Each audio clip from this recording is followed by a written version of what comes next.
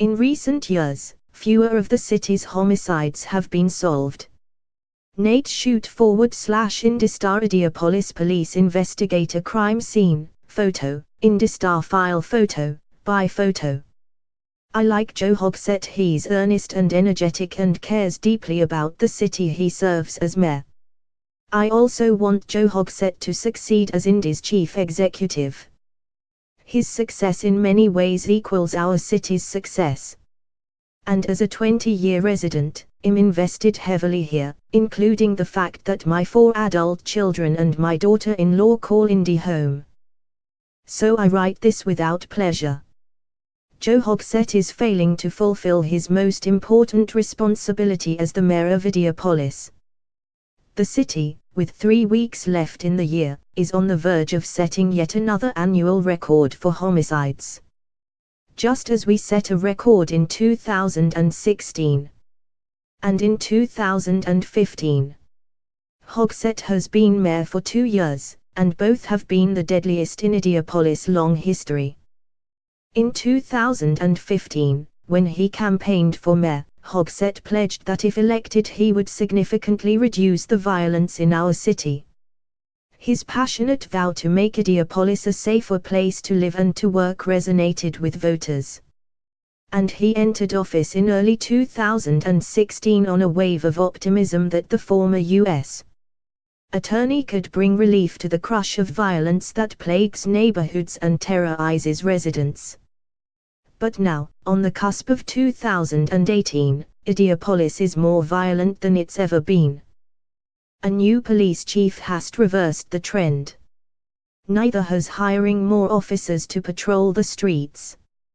Nor has the adoption of new crime-fighting strategies, such as data-driven and beat policing.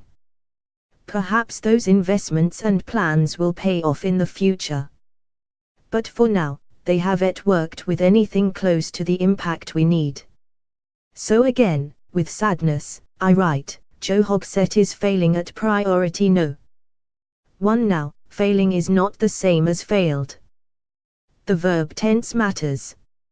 Hogsett is nearly halfway through his term, but he still has 2 years to make the difference on public safety that he promised and the city needs.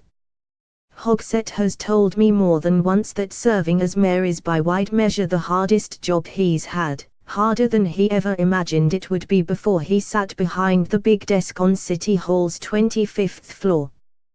By hard, I think he means in large part the intense pressure that comes in living with every phone call, text message and overnight report that details another life lost, another family ripped apart. So I'm confident that Joe Hogsett feels the ramifications of his failure on a deep, gut-churning level.